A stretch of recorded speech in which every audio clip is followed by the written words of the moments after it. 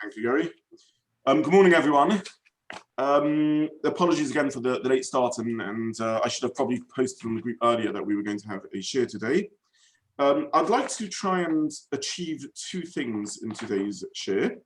The first is outline the complexity of the sugya with which we are dealing.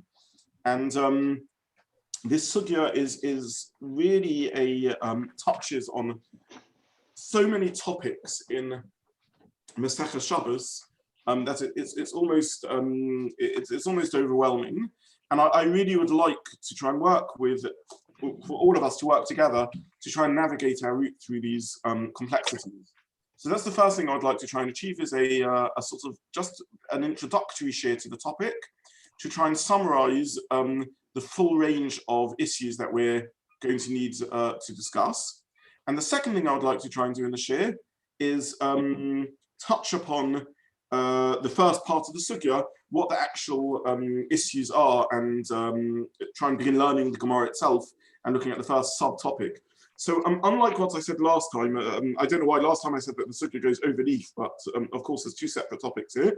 We're just going to focus on HaTsad Chilazon, the sugya of HaTsad Chilazon, and try and work our way through the Gemara. Now, I'd like to summarize the topics in the sugya and the main core questions. I don't know if we'll touch on all of them, but certainly were we to do the sugya in its fullest extent, these are the things we need to consider. The first is the topic of, I'm saying these actually in no particular order, so not just the ones I want to list for us to discuss. One topic that comes up in the sugya is Davar SheEino Mitkaven. Davar SheEino Mitkaven means an unintended side consequence. So for example, the classic example is Go Adam as a Mita. I wish to be goreh, to schlep, to drag a bed, a sofa. However, in so doing, it is drawn along the dirt ground. And if the dirt flooring is inside, then I may be doing bona, I may be creating a useful space. And if it's outdoors, it may be choresh, because I may be creating furrows which are useful for sowing seeds. And but I have no interest in that. It's a Davar SheEino Mitkaven. It's an unintended side consequence. And this is a machlokus between Rabbi Shimon and Rabbi Yehuda. Rabbi Shimon says it's mutter, because it's an unintended side consequence. And Rabbi Yehuda says either it's osa, forbidden rabbinically, or chayev, I'm even chayev in it from as far as Torah law is concerned. Now, I want to emphasize that Davar SheEino Mitkaven, in its essence, is not a Shabbos halacha.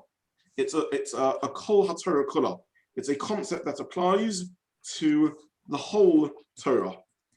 In kol haTorah kula, Rabbi Shimon holds Davar SheEino Mitkaven is mutter, and Rabbi Yehuda holds it's osa. That means it's forbidden min haTorah.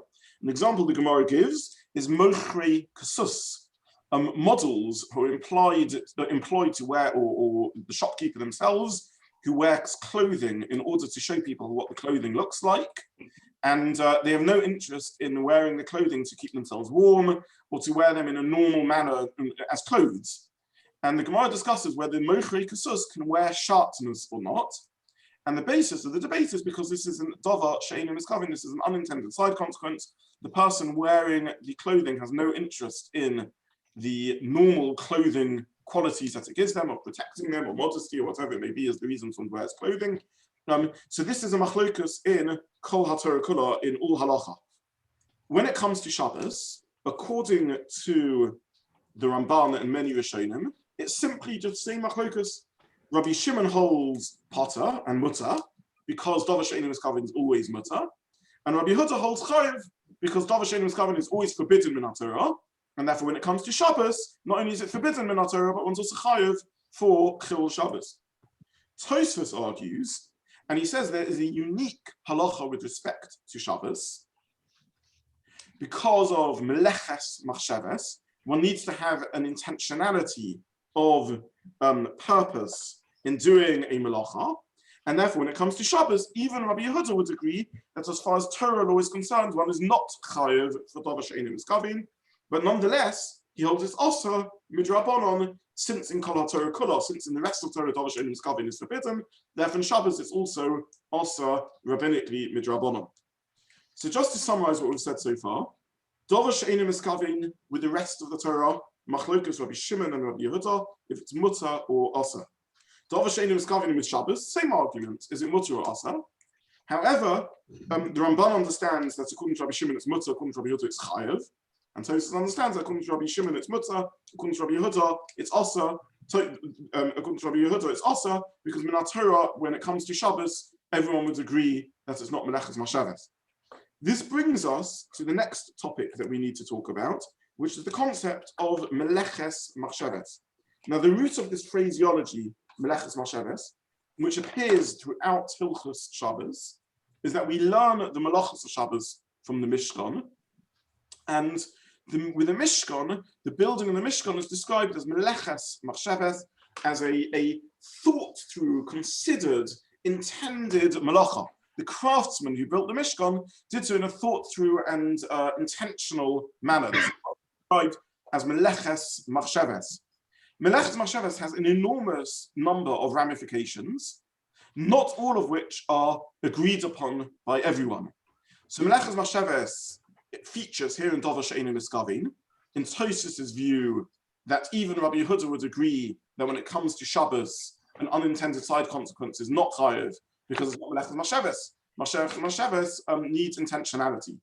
Edward, can I just ask you to mute yourself? Sorry, I'm not. Sorry, I thought I was muted. Apologies. I'm not a host, I can't mute people.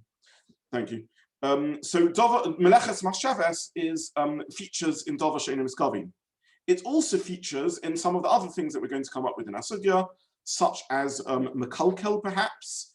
There's a halacha that Melacha that does damage is perhaps not chayev. And again, this may be because of the rule of Meleches Machshevet. The Melacha has to be a designed and featured and intended activity in order to achieve a certain outcome. So Meleches Machshevet features in many different halachas, and one example of how it features in Davar she'eino miskaven. So this is one thing that comes up in our sugya, Davar she'eino miskaven. Tosfos brings this up in the sugya as an attempt to explain what the Gemara means when it says Misasek eitzel nesilas neshama. The Gemara says that Rava says that you are not responsible for causing the death of the Chilazon, of this creature, in attempting to extract its blood. Why not? Because you are misasek. Now, what does misasek mean? So classically, normally misasek means when I'm engaged in one activity and with no intentionality or awareness at all, another activity takes place. This is not the same as the concept of Davar she'eino miskaven. In the case of Davar she'eino miskaven, I am aware that another activity is taking place, I just have no interest in it. The person wearing the clothes, the sales model who's wearing the clothes, is aware that they are also wearing sharpness, they just have no interest in it. The person dragging the bench is aware they are creating a furrow or might be creating a furrow, but I have no interest in it. Misasek is where I'm completely oblivious to the other action that I am doing. For example, I intend to pick up a flower lying on the ground, and I don't realize that this flower is still growing, it's still attached to the ground. I think I drop a vase full of daffodils on the ground, and some daffodils spin out, and I lean down and I pick them up. And I think they're completely detached from the ground. And I don't realize that by sheer bad luck, these daffodils fell on another daffodil that was actually growing from the ground. And as I lift it up, I'm also yanking a daffodil out of the ground and accidentally doing the Melacha of Kotzer, of harvesting, of uprooting. So the case of Misasek is in a complete oblivious unawareness of the action I am doing, complete unintentionality. Now, this is not Davar she'eino miskaven. It's not an unintended side consequence of which I'm aware. It's complete non-intention, complete unawareness of the action, non-awareness of the action I'm doing. It's also not shogeg. Shogeg is when I am aware of the action, I just don't realize that what I'm doing is forbidden. In the context of Shabbos, that's either because I don't realize today is Shabbos, or I don't realize that this is forbidden on Shabbos. So we have here a number of concepts which are all subtly different. Shogeg is where I am aware of what I'm doing, completely aware of what I'm doing. I'm aware that I'm harvesting the wheat. I just don't know that harvesting wheat is forbidden on Shabbos, or I don't know that today is Shabbos. Davar SheEino Mitkaven is I'm aware that the wheat is being uprooted, but I have no interest in it. I'm doing something else. I'm running through the wheat field. And Mitasek is I'm completely unaware that I'm uprooting, in our example, the daffodils, because I think I'm just picking up cut daffodils that have fallen from the vase rather than uprooting the daffodils at all. Now, the Gemara uses the term Mitasek when I am squeezing the Chilazon and, as a side consequence, cause its death. And Tosfos at least argues that Hai Misasek lav dafka. This Gemara doesn't really mean the concept of Misasek, because the concept of Misasek is not relevant here in this sugya for whatever reason. And Tosfos says this is rather Davar SheEino Mitkaven. This means an unintended side consequence as opposed to Misasek, where I'm completely oblivious to the other action that is happening. So far we have discussed Davar SheEino Mitkaven, introduced into the sugya by Tosfos as an alternative explanation of Misasek, and we've defined the concept of Misasek and how that differs from Davar SheEino Mitkaven and from Shogeg.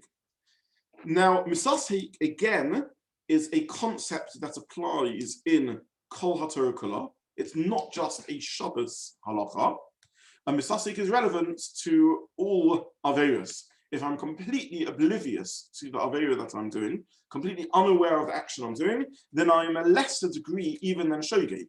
Shogeg is where I know I'm doing the action, but I do it by mistake, meaning I didn't know it was Asa, or I didn't know that, I didn't know it's Asa, for example. Whereas Misasek is where I'm completely unaware of the action that I am doing. And if you like, you can call it a super Shogeg. It's a heightened form of Shogeg. Am I completely not responsible? Is it not a Maisa Avera at all? Now, BeChabura argues it is a Maisa Avera.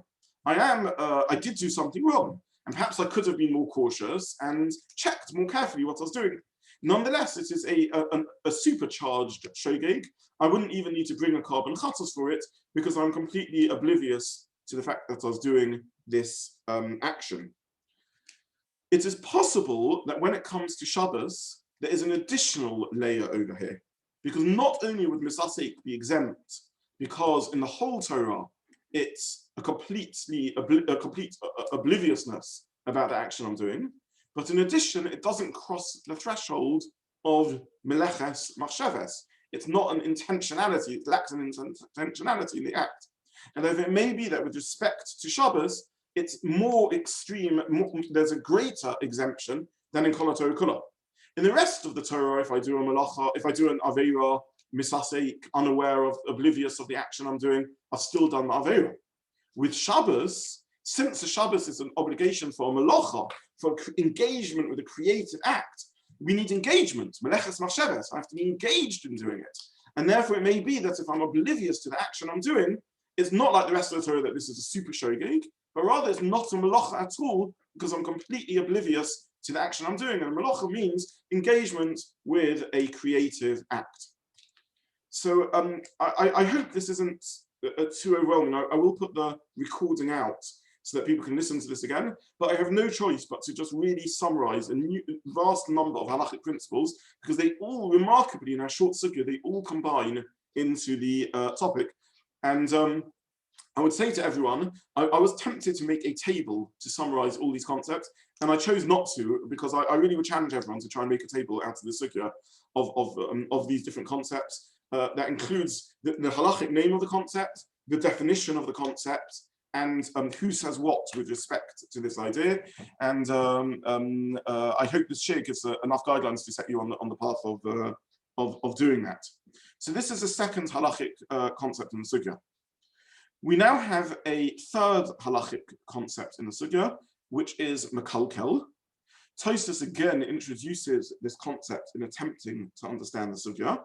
Mekalkel is a Melacha which is fundamentally destructive rather than positive, even though I always have a purpose and a direction and an intentionality in doing it. So again, I want to emphasize, even though the root of Mekalkel is Melechet Machshevet, again, that the Melacha needs to be a thought through, intended engagement with a creative act. Nonetheless, Melechet Machshevet implies has to be a craftsman-like act, an act of building rather than an act of destruction. I'm not lacking in motivation when I set out to destroy. I'm not Mitasek. I'm not oblivious to the action I'm doing. I'm not shogeg. I know that what I'm doing might be osur on Shabbos. I'm not Davar SheEino Mitkaven. This isn't an unintended side consequence. This is very much the consequence of what I'm setting out to do. Nonetheless, if what I'm setting out to do is an act of destruction rather than construction, I am again exempt on Shabbos. It's not a Melacha. A Melacha is a creative act, not a destructive act. So if I choose to vandalize and destroy something, I have intentionality. It's not an unintended side consequence. I may be chayav as a mazik, as a damager, but with respect to Masechet Shabbat, it may be lacking in Masechet Shabbat because it is Mekalkel, it is destructive, not constructive. Now, Tosfos raises the possibility that there is one Melacha which is an exception to this rule, and this is Mekalkel BeChabura, one who does damage in creating a wound or an injury. And again, our topic is that of damaging this Chilazon, in order to wounding the Chilazon, in order to extract from it some of its bodily fluids, in order to create the dye for the Techelet.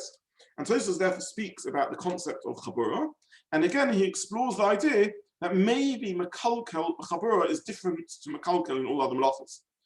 In all other melachos, if I am Mekalkel, I am exempt. However, there may be one melacha where the essence of the melacha is a destructive act, and I'm chayiv for it even though it is Mekalkel.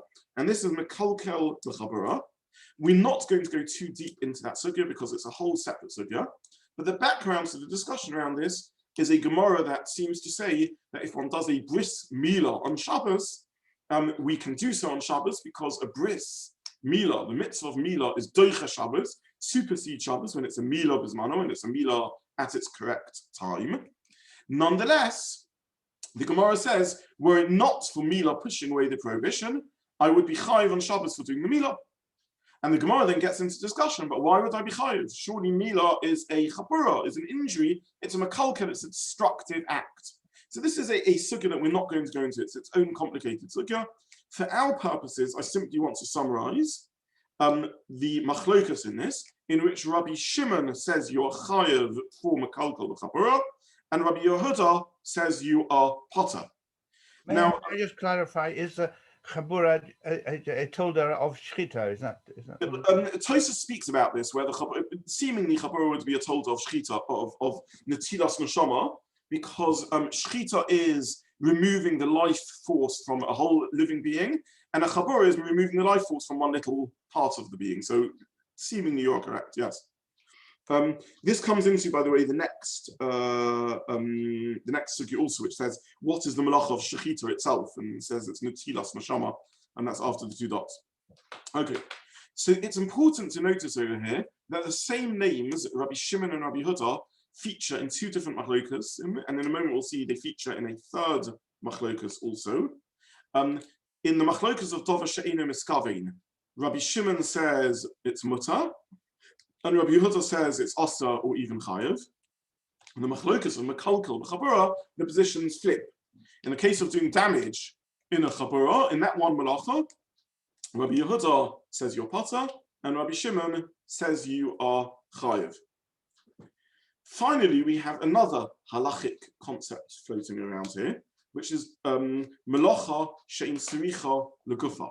A melacha where my purpose in doing the melacha is not for the core melacha itself. And I want to emphasize again that this is different to all the previous concepts that we have learned until now. Davar SheEino Mitkaven is an unintended side consequence of my action. Melacha she'in Tsericha LeGufah is where I'm setting out to do a melacha, and I am aware that I'm doing the melacha. and it's not destructive. So it's mazed, it's not shogeg, it's not Davar SheEin Miskaven, it's not an unintended side consequence. It's very much what I want to achieve. It's not Mitasek, it's not that I'm oblivious to the action I'm doing. I want to do this action, it's a creative action, I'm mazed and deliberately doing it. I'm aware of the consequence and have a positive purpose for doing it, it's not Mekalkel. But my purpose is not the guf ha-melacha, it's not the core of the Melacha. So what does this mean? It's not the core of the Melacha. So we saw already in previous sugyas that Tosfos understands Davar SheEino Miskaven to mean Melacha shein Tsericha LeGufah to mean it's not being done for the same purpose as I did it in the Mishkan. And Rashi understands it to be I'm doing the Melacha to remove a problem rather than for a positive end that I want. So just to give examples of this, we saw Tosfos in the previous sugya that says Melacha shein Tsericha LeGufah means I'm not doing it for the purpose that it was done in the Mishkan. And Rashi said even if it doesn't mean I'm not doing it for the purpose it was done in the Mishkan, it means I'm doing it to remove a problem. And the example is someone who takes rubbish or a dead body out of their house on Shabbos and puts it in the street. I have no intention to have the body outside or the rubbish outside. I have no interest in it being there. I simply don't want it inside. So I'm doing it to remove a problem as opposed to doing something positive. And this would be a Melacha shein Tsericha LeGufah. Or another example of this would be when I trap an animal. If I trap the animal because I want the animal for its skin or the like, then that would be Melacha Tsericha LeGufah. I'm doing the Melacha because I want the core purpose of the Melacha. If I trap the animal because I want to keep it away from me, I have no interest in this scorpion. I have no interest in this bee. I merely want the bee off my back. I don't want it here. I'd be quite happy if it went anywhere else. I'm not trapping it because I want to get it. I'm trapping it because I don't want it. Then this would be a Melacha shein Tsericha LeGufah. So this is this is the final concept that interacts with our sugya.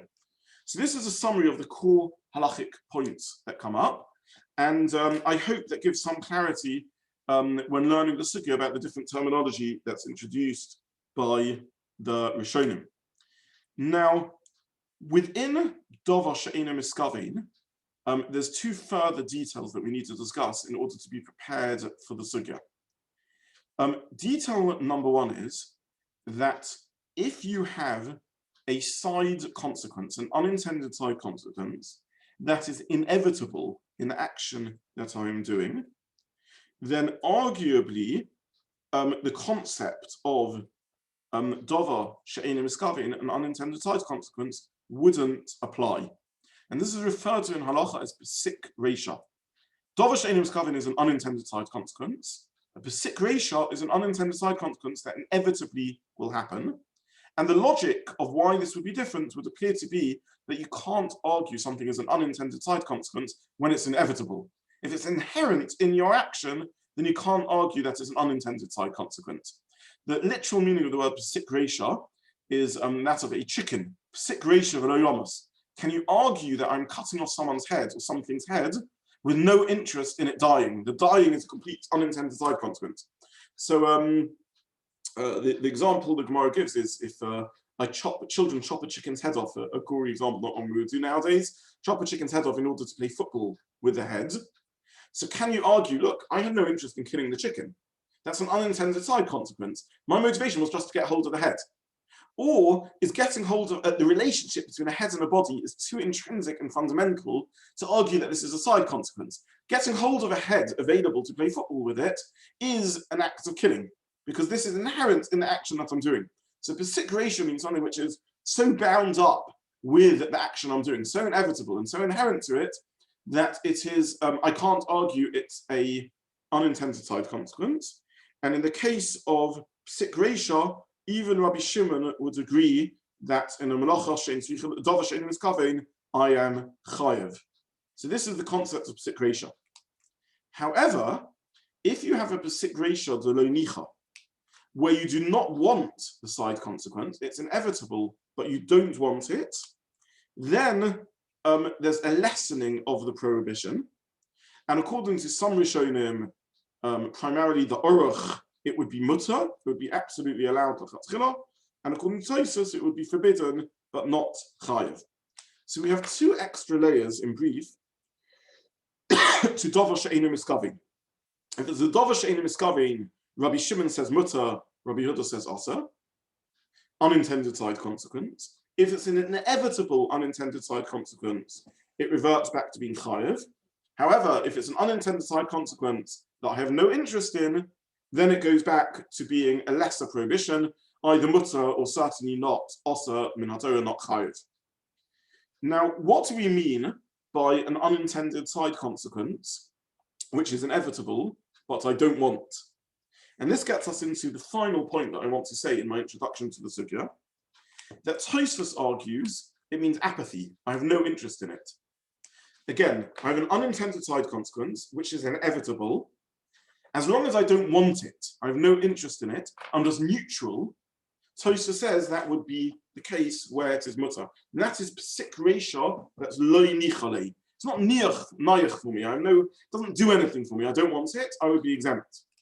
Rashi in our sugya seems to say that it's not enough that I'm neutral. It has to be that I'm positively against the result. And this is Rashi at in the final narrow lines to Feini Chole, in which Rashi says, I positively don't want the Chilazon to die when I'm extracting the blood from it. And so he says, you don't need that you positively don't want it. All you need is that you don't care about it dying. You have no interest in it dying. That's already enough to exempt you. So just to summarize the last thing I've said, Davar SheEino Mitkaven, side consequence, Machlokes Rabbi Shimon and Rabbi Yehuda, if it is chayev or not. Side consequence which is inevitable, chayev.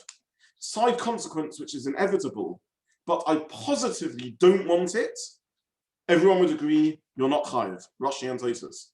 Side consequence where I am neutral, I don't want it, but I don't not want it. I don't have anything against it happening. I just am disinterested in it.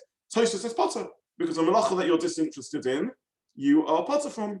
And Rashi says, no, you have to be positively against it in order to exempt you from responsibility for the action. So I hope this is a summary and introduction to the core concepts of the sugya. I will send out the recording, and please, I'm not going to give a shiur on Tuesday. Please listen again and again to this recording. This is an extremely fundamental introduction to numerous concepts in Masechet Shabbat, and we have no choice but to confront them. I've tried to avoid overwhelming us with all of these up to now, but in this sugya, they all come together. And it's absolutely vital to understand these core concepts as an introduction, and that once you've understood them, I hope you will find that the Rashi and Tosfos read much easier in the Gemara, and it's possible to make sense of these ideas. I will try and issue some summary notes around these ideas, but I deliberately do not want to do so before the shiur, because I would really urge everyone to use Tuesday to try and write their own summary of these concepts, and then I will give out a summary after that, and everyone can compare and contrast to see if the conclusions they came to are correct. But these are really vital issues in Shabbos, and when it comes to paskening Shabbos shilas, I'm afraid every single time one needs to really go through this algorithm. One needs to ask oneself, is it a Davar SheEino Mitkaven? Is it Shoking or Mazid? Is it Melechet Machshevet? Is it Mitasek? Is it Mekalkel? Is it a Pesik Reisha? Is it lo Nicha? And this is why Shabbos is difficult to pasken. It all gets down, as I said, to a core concept that Shabbos is an engagement with a creative activity.